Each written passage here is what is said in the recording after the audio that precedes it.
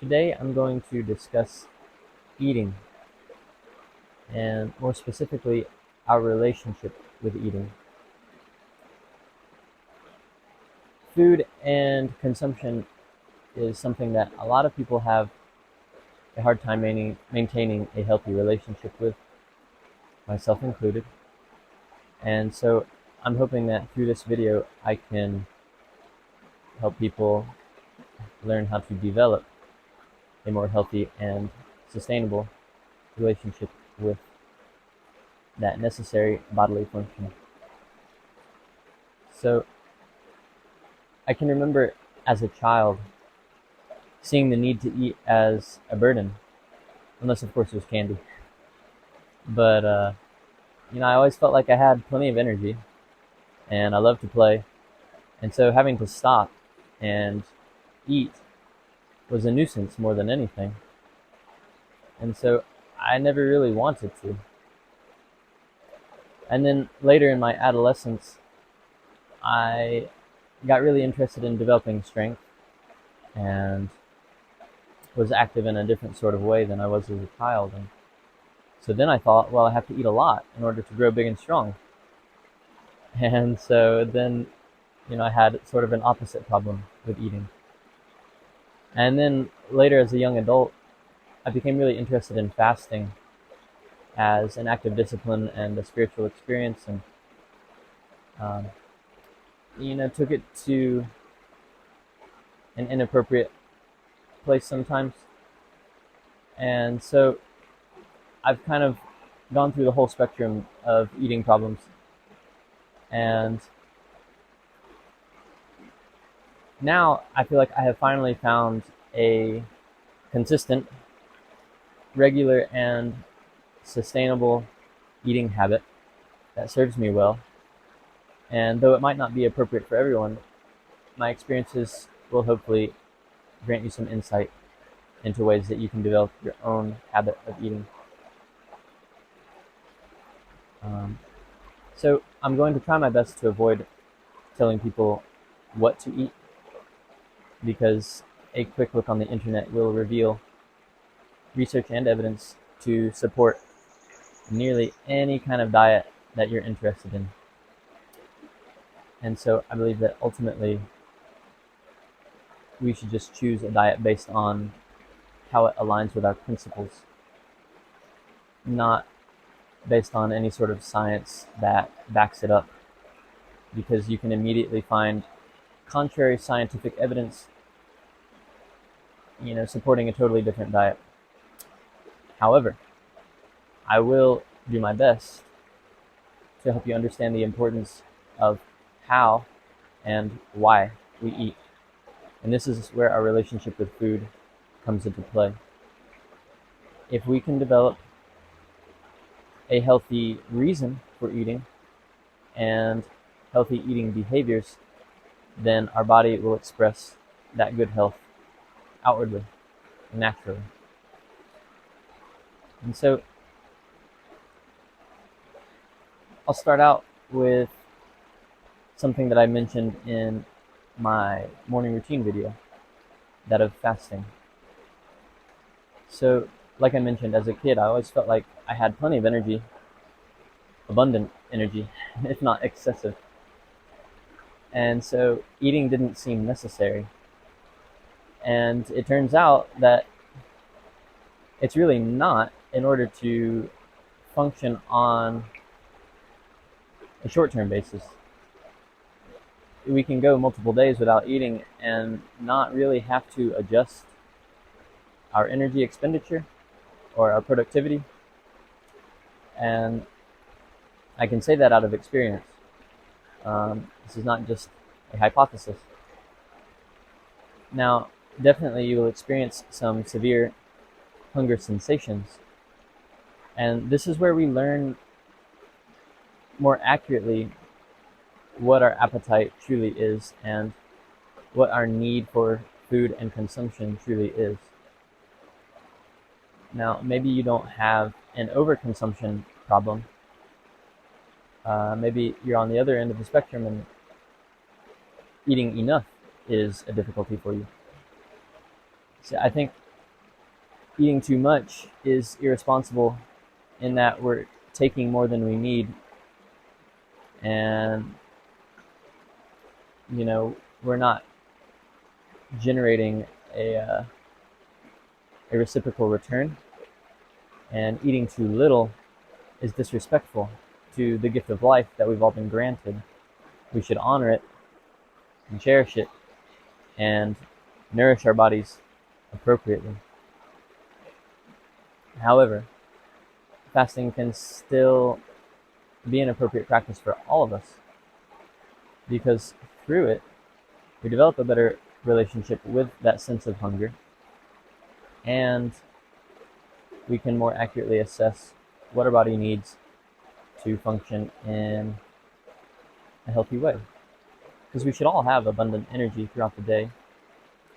Now, there are a lot more factors than just food that play into this, but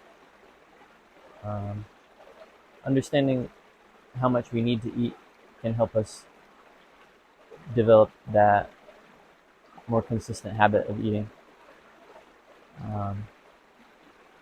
So it's also an opportunity to take a step back, slow down.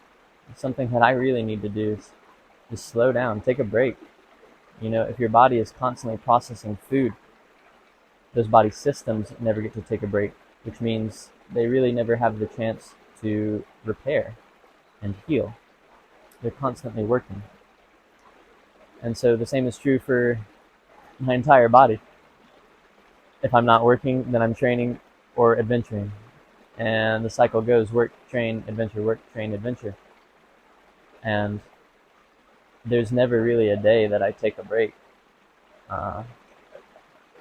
which can be sustained for a long time probably, but I'm missing out on a lot of opportunity to heal and recover because of that.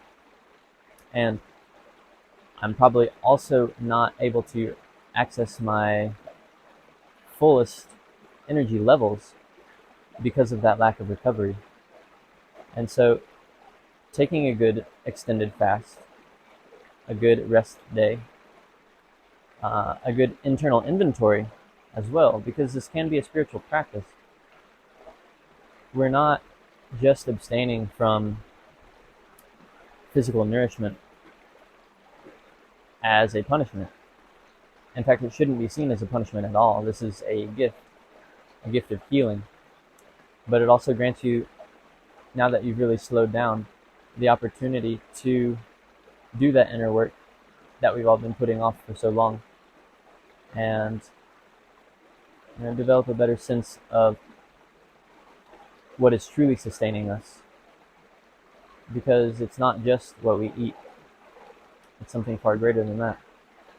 And abstaining from food helps us realize that more fully.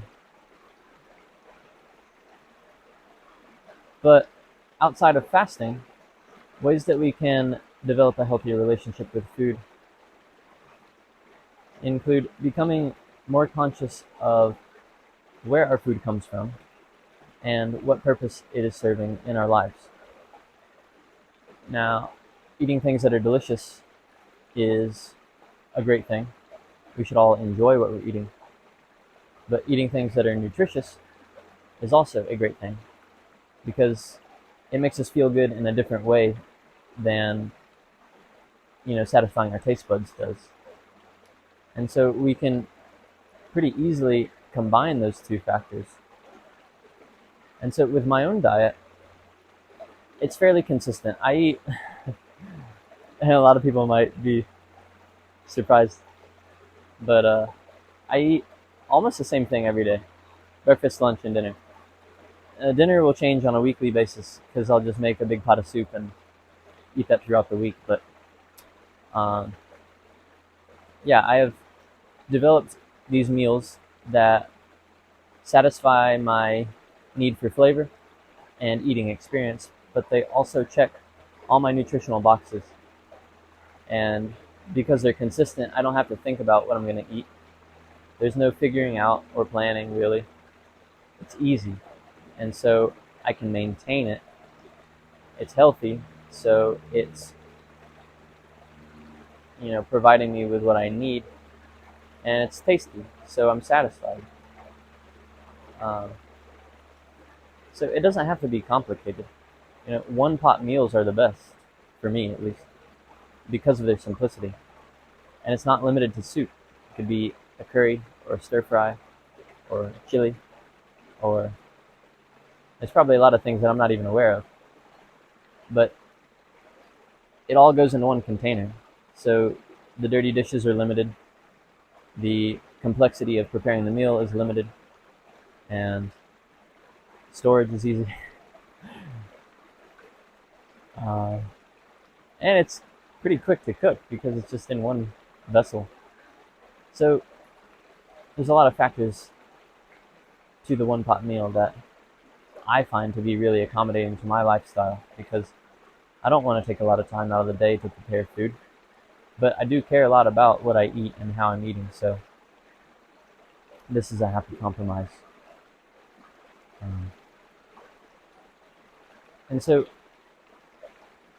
it's a gift, really, to be able to eat delicious food.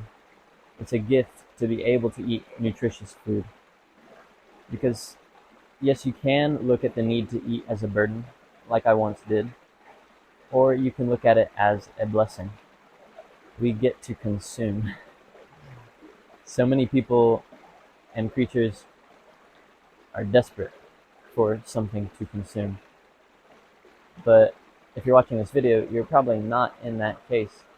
You get to, as a privilege, and it's easy and readily available for you at all times. So this is an easy and regular opportunity for us to express our gratitude, not only for the gift of life, but also for this gift of an experience of eating of the gifts of the earth. And so I think that's why it became a common practice for people to pray before a meal. It's an expression of our gratitude, but we're also setting our intentions for this meal. Let it nourish us, not just satisfy our cravings. We're eating for the purpose of fueling our body. So food is fuel, and if we see food as fuel, then we're also going to use the energy that it provides in a generous and productive way. Because we're consuming intentionally, we expend that energy intentionally. And that results in a fairly harmonious relationship, I've found. I definitely will still eat sometimes for comfort. I've had a candy addiction since as long as I can remember. I love candy. But, it's not necessarily a bad thing to eat candy. We can eat out of a need for comfort, and that's perfectly acceptable. But we need to be willing during our fast to take a step back and reassess, why am I not satisfied on my own? Why am I not finding that comfort and satisfaction within myself? I am alive, I am healthy, and so I've really got no excuse to not be happy. That's why I come out to beautiful places like this. The natural, pristine beauty of these environments has a healing effect on my mind and body. And so I come out here to retreat from the day-to-day